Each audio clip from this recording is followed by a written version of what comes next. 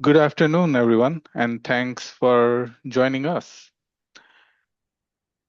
A year ago, AI was a side project. Today, it's a number your CFO has to explain, a risk your CISO has to sign, and a question your board is asking directly.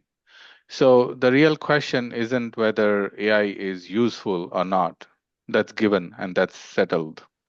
It's harder in this case. As AI starts acting on its own, questions like who's accountable come up. That's what Nelson and I want to spend the next 20 or so minutes on.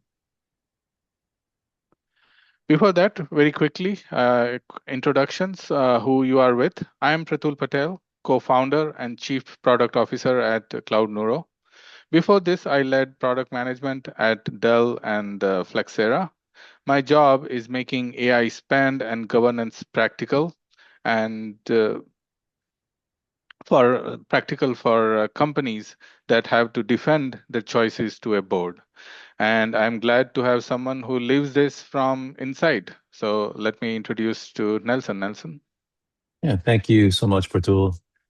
For the audience, I'm Nelson Lin, and I advise and help companies on how to plan and execute IT strategy and the enabled transformation. I was CIO for North America Konica Minolta companies, and I was also formerly VP of Technology and Transformation at Prudential Financial. So I led technology and AI within different industries, obviously also a very highly regulated industry in insurance. So we didn't necessarily get to choose between moving fast and staying defensible. We had to do both and deliver it in our everyday work. So you're going to get a lot less theory from me and more of what actually happens. And that's exactly what we want. We want your practical experience. So let's start with the problem statement. Challenges for the C-level executives. Before we talk solutions, it helps to see why AI lands on so many desks all at once. The same surge shows up differently depending on where you sit. The CIO sees the shadow AI spreading across workflows, pipelines, and agents with no real cost visibility and models multiplying. The CFO cannot attribute or forecast the spend and is on the hook for compliance and audit. And finally, the CEO is being always pushed to use more AI faster while ROI stays fuzzy and governance feels like a break. So Nelson, you have sat on the CIO seat for, like you mentioned. Does this map or rhyme with what you have seen?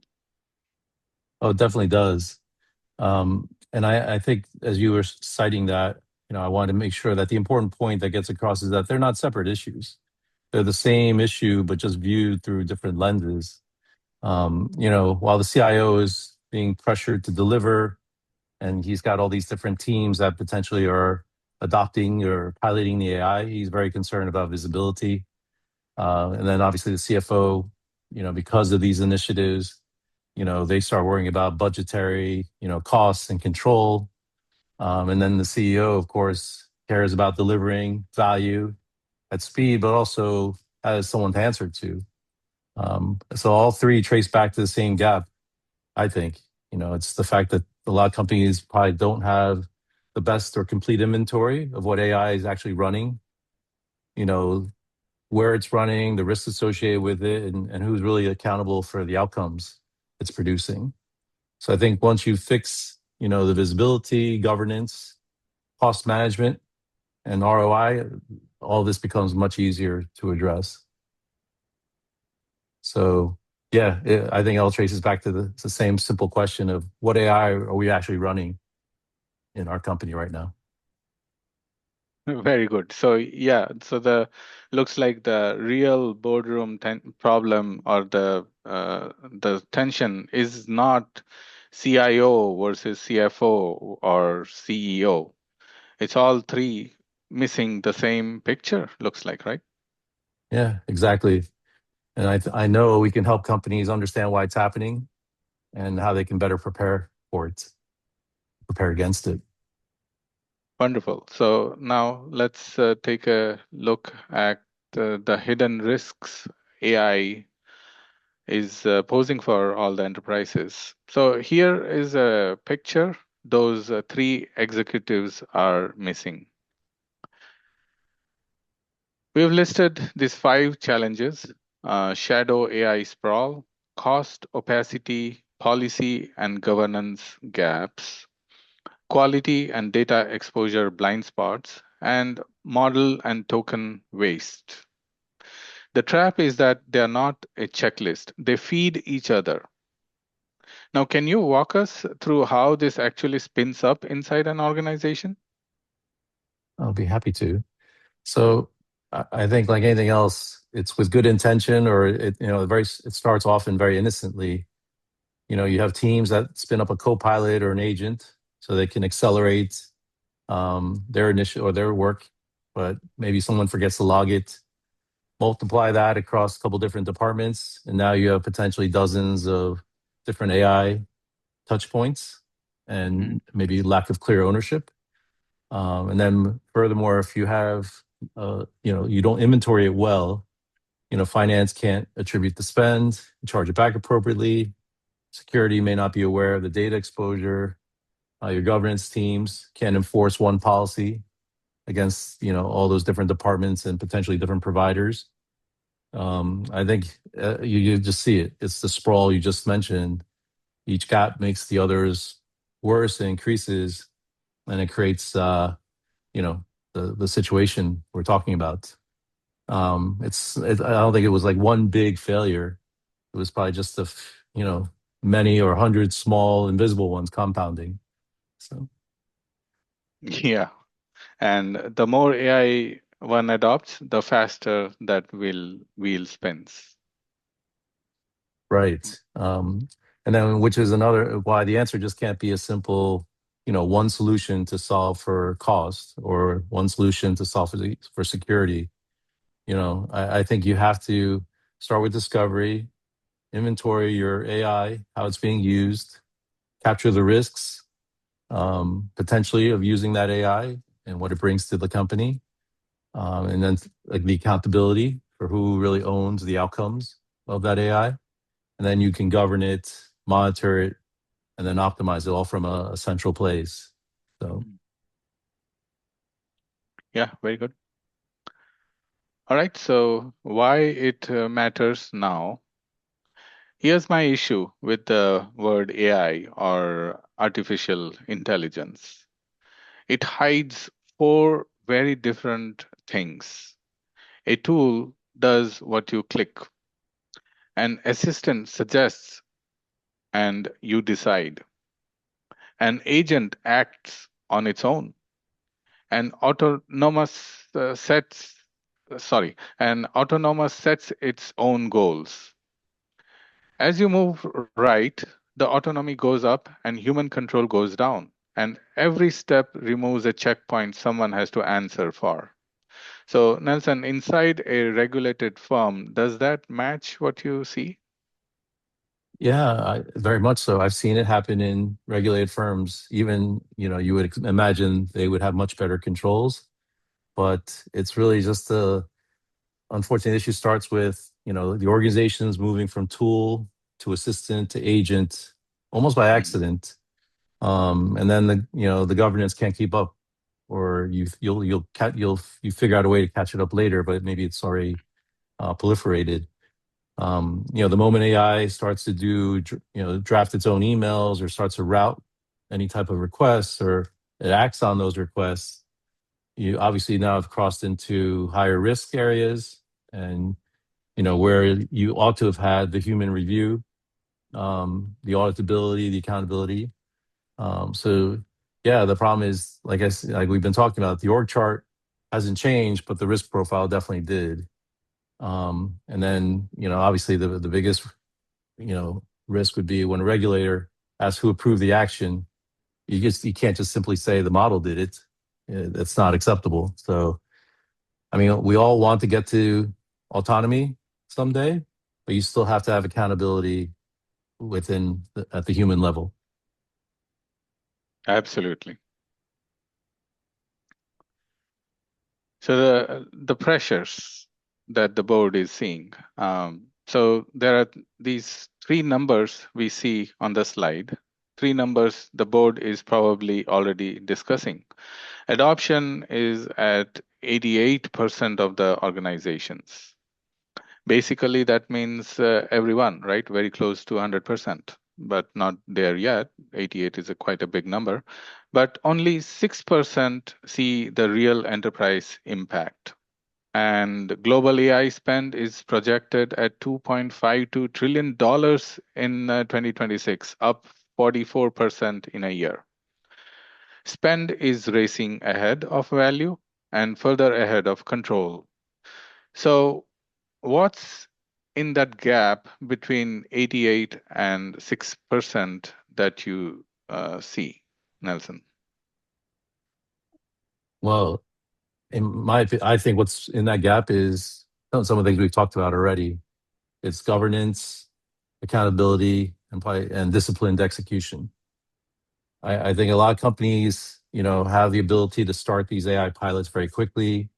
They get support from vendors to trial, and then they people are excited. They want to quickly accelerate and adopt, but then just the simple practices of creating you don't inventory them, you don't measure the value, you don't document what the risk might be, how you might actually scale it. So then you can see, like in the classical example, this is not just an AI problem. This is technology. Without clear ownership, maybe creating some type of time-bound experiments with firm criteria for whether you decide to continue or cancel. It just becomes another cost center of scattered pilots across an organization. You talked about token consumption, and now it's that sprawl that we talked about earlier. But it's not it's not meeting the true ROI that anyone was hoping for or projecting. So, and obviously, no board wants to have a headline number on how they're exceeding global spend. They want to know how they're spending, what value is created, and they want to know that we're being very prudent and judicious and stopping projects if they're not going to meet that criteria or they're not going to add value. Yeah, I think nowadays the board's not asking if AI is being adopted. They're asking, which ones are actually creating measurable value for us, and maybe which ones should be stopped. Yeah, so that brings us to our today's topic, which is the visibility or the shadow AI. The shadow AI is really spreading and spreading fast, and the visibility is zero. So this is a slide that makes people shift in their seats. The average enterprise runs 50 plus AI tools. In fact, I was talking with one of our customers, and their CISO said that she thinks they have more than 200 AI tools in their Oh. application, and she has no idea. So IT knows about, and of those, IT may know about a few of them, maybe four, five, a handful, 10, and over 80% of the employees use tools their employer have never approved or has not approved, whether it be engineering, marketing, sales, finance, operations, or any or all of it.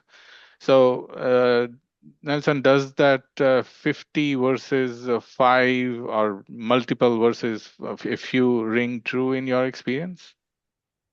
Yeah, Pratul, it's scary, but yeah, I've spoken with a lot of companies over the past months about this, and I think in some cases it's a lot worse than 50 to 5. But going back to what we said earlier, it's not because people are reckless. I think they're trying to be very innovative and productive. Using, I think you talked about maybe a marketer who finds a tool that saves 4 hours a week. They're going to use it. He or she's thinking about it's helping me meet my deadline or beat my deadline. They're not. They're probably thinking less about the practical vendor review cycle. Mm. So I think, but I don't want to blame it. I don't think it's a discipline problem. I think it's more of a visibility problem, and you probably need different type of responses. you don't want to stop that productivity and that innovation. So if you treat it as if it was a discipline problem, you're going to, potentially halt these projects or ban. Maybe you're able to stop a few of them from spreading, but then you drive it underground. So maybe it worsens the problem. So people are going to find other ways to try to do it. You treat it as visibility, you find it, you create a way to sanction it, work with these teams to help them scale it and deploy it. Then you're going to get a win together, and then you find that these are probably your most talented and your best performers, the ones that really take the initiative to do this. So you don't want to stop their productivity, or you don't want to stop that innovation. So Absolutely. Yeah, and I really liked what you said. Visibility comes before discipline. So yes, I totally agree with that. And here is what that invisibility costs. It's not hypothetical. Spend you cannot control becomes an overrun that nobody forecasted, and that impacts your CFO. Data you cannot protect becomes a leak and a breach exposure, and that impacts your CISO. Compliance you cannot prove becomes a failed audit, and that affects the reputation with the board. So, how real is this compliance you cannot prove, Nelson? yeah, going back to, especially in regulated firms, the question isn't, are you safe or are you compliant, as much as, can you prove it? Um, you could be doing everything right. I mean, we've seen this, and you still potentially fail an audit. Um, you know, I think there's statistics out there that 40% of employees share sensitive data with these AI tools right now. Two-thirds are probably already using it, AI at work. And then I would think maybe a small percentage of those companies have an actual policy in a place. So, this is more than a risk now. It's an audit finding Mhm. with a date and a response required on it. So yeah, it goes back to, like, I think my first thing. If you can't prove it, it's just the appearance is that you don't have control, and now you're just hoping that you can, pass an audit or whatever. So yeah, simply said, if you can't prove it, you can't defend it. So Yes, yeah. If you cannot prove it, you cannot defend. Very good. Yes. So then, what do you actually do? Here are the 5 steps, and in respective order: discover, discover, govern, monitor, optimize, and scale. So, and the whole thing rests on the first one, which is discover. What do you think is the most important of this step, of all these steps? I agree with you. It's the first one you just said, Pratul. It's discover, and I think you absolutely have to do it before you even think about governing. You need to really understand and do that inventory of every AI tool in use, potential risks of each, and more importantly, document who owns the actions and outcomes. So many companies jump to creating a policy first. So now they Mhm. have a really nice policy, and they're governing something, but it's the AI that they think they have, and it may not be capturing all of what's actually running today. So they might be covering a very small percentage of reality. So I think, not to beat this up, but a policy on top of a blind spot is just paperwork now. And it's creating a false sense of security. And yeah, you can't govern what you can't see, right? So you have to do some foundational work, do the discovery, or otherwise now we're just guessing and hoping that we got it all. Thank you. You brought up a very good point. I have, in all our conversation with our customers, almost everyone is in the process. If they have not, if not already, they are building their AI policies, big documents. So yes, thank you. So which is why everything we at CloudNuro are focused on today starts with discovery. So that's the accountability layer we built CloudNuro to be: visibility and inventory first. Then comes spend intelligence, governance, and the dashboards that prove the return. In practice, we have seen organizations recover around $4.2 million in spend, cut budget variance by 70%, and reach governance ready in less than 3 months. Nelson, what makes a number like that real in your opinion? Well, obviously, it's going to be the business impact of those numbers. I think I'm impressed that with your partnership, you've helped your clients achieve some of those numbers. Yeah, so I mean, let's think about, while technology is important, a lot of our board members, they just think of IT as the infrastructure or the plumbing. Is I hear that term sometimes. Yep. So if you can achieve really quantifiable results like the impact you just cited earlier, I mean, that's what's going to really get their attention. The CFO is done in your corner now. He's repeating the same thing. Hey, we recovered $4 million. You know, so I do see a lot of technology vendors lead with technology, and they might have the most impressive technology, but if they can't articulate or associate it with a real value proposition and business impact, they're not going to be successful. And those aren't companies that I do a lot of business with. But that's where I find you and your company to be a lot different. I really think you prepare your customers to answer the tough questions without flinching, and they know they can defend their results to their boards. Thank you so much, Nelson. And the starting point is the same for almost everyone. Most have AI usage, few have AI visibility. If you want to see your own footprint before your next board meeting, there's a free Chrome extension, the CloudNuro.ai usage tracker.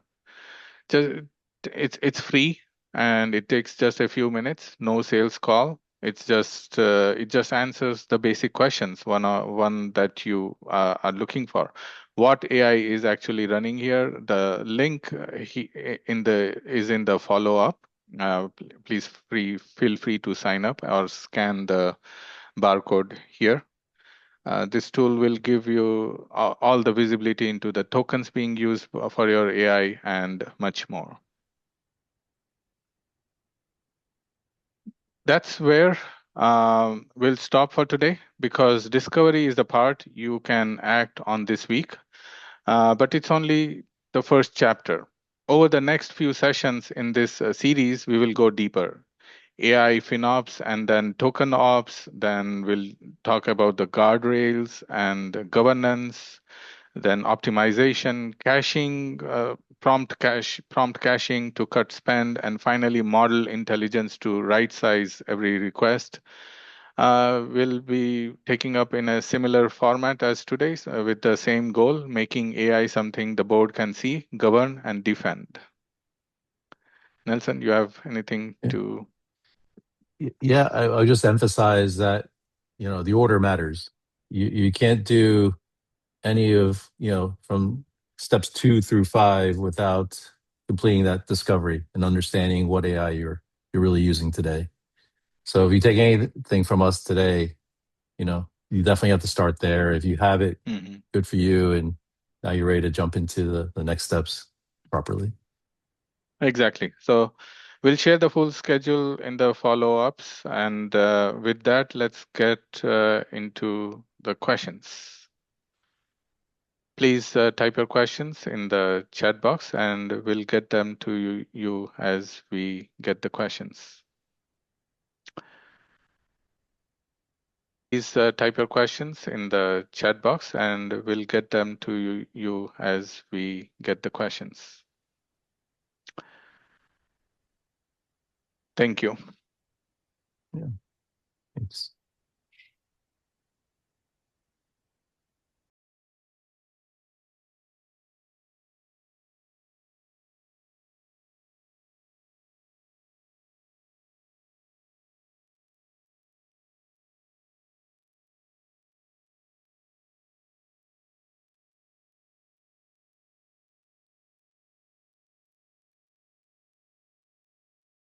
Yes.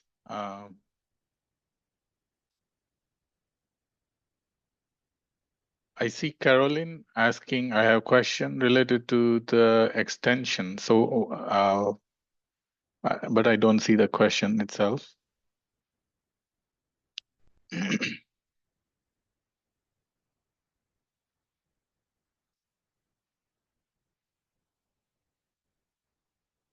Okay, there's another question from Aaron. You started with Discovery, but Tracker is a Chrome extension. Does it also cover AI running in pipeline, IDs, and SaaS, or mainly browser usage? So yeah, this is a free tool from CloudNuro, and it's a user-based tool. So when you are using any chat-based AI, for example, in Claude or ChatGPT, it's able to track and it's able to get the tokens usage, how much time is left if your tokens have expired, how much time until you can get your tokens back. So all those insights to you. Like I mentioned, it's a free tool. So, but it's a user based. We have the capabilities to cover AI running in pipelines, agents, IDs, and SaaS, for example, in GitHub. Uh, for that, it's an enterprise offering from CloudNuro, and we'd be happy to talk to you. So I would really appreciate if you can get in touch with us, Aaron, or let us know how we can get in touch with you. Happy to talk to you how we can help you with your AI in pipelines, IDs, and SaaS. I see there's a question for Nelson. Yeah, I could take that. So thank you for the question, Tariq. Yeah, I mean, I think you have to, like I said, once you do that inventory and you understand, and I would presume that your company, if they're serious about AI, has obviously maybe not a chief AI officer yet, but certainly maybe a steering committee, has to be escalated, has to be understood. I think you have to do the education to your employees so that the awareness is increased, so they understand they can't be sharing this information and using these unsanctioned tools. So yeah, you will have to shut down some of these, unfortunately. But yeah, I'm not sure if you're asking me for a specific, you know, response or a methodology for doing this. I mean, but we can certainly help you with that if you want to follow up with Pratul and I separately. Yeah, that's a very good question. I'd like to add that not only, I mean, killing the tool is definitely one of the options, but what we help from a cloud node perspective will help discover the different AI applications, and you could be using many duplicate applications as well. And when you have duplicate applications, obviously it doesn't help the organization in terms of licensing and the cost. So first of all, even before killing, it's good to understand the duplicates in the organization, do some consolidation, and as part of that consolidation, the killing will automatically happen. That's more important in my opinion.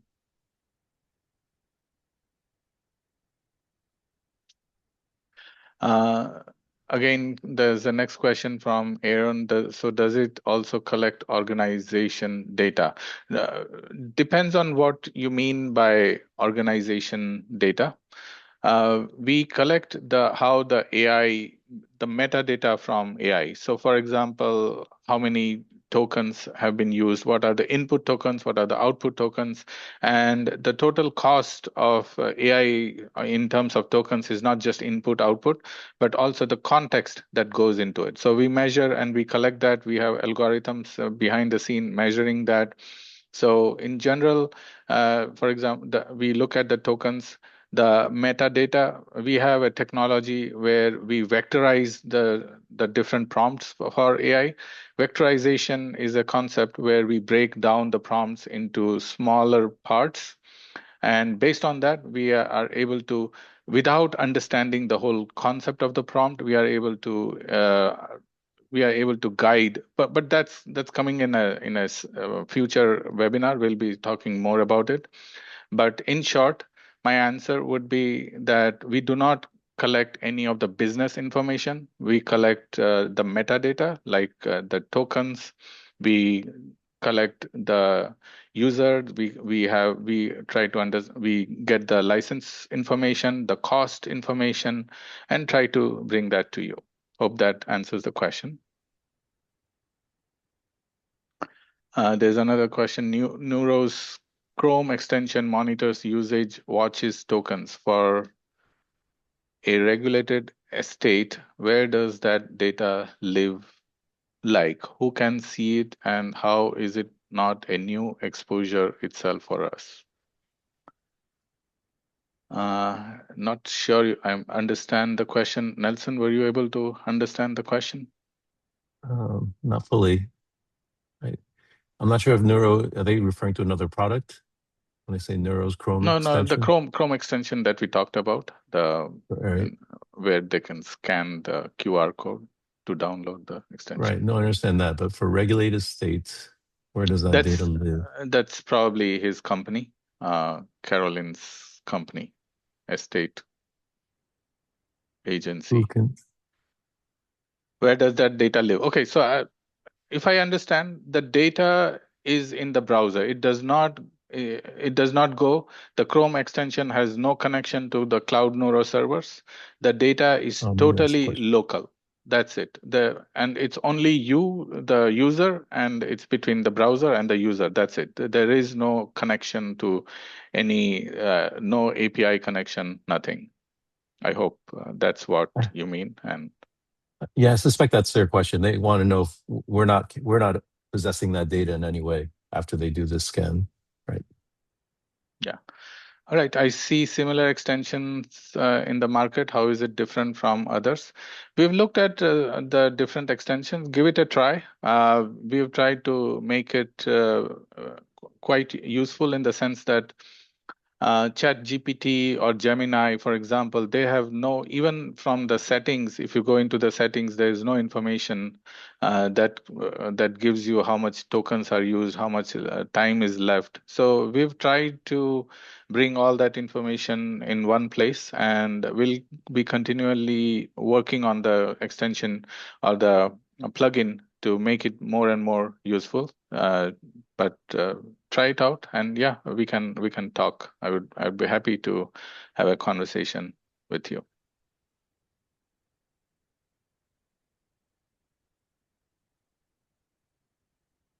Can CloudNuro monitor multiple AI platform? Absolutely. We the CloudNuro, right now we are into the big four, which is the Anthropic or Claude, the OpenAI or ChatGPT, Gemini, and Copilot. So we monitor the big four, and we are constantly increasing our reach to other AI platforms as well.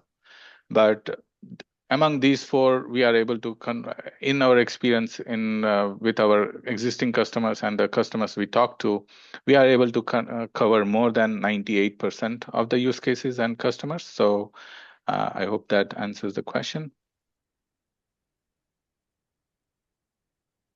Have you guys used Tally? I'm using a similar extension. We'll take a look. Carolyn, thank you for letting us know.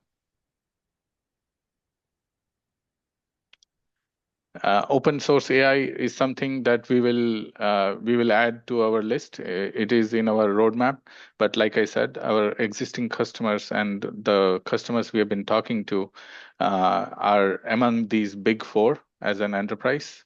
So we are focusing on that, but definitely open source AI is on our roadmap.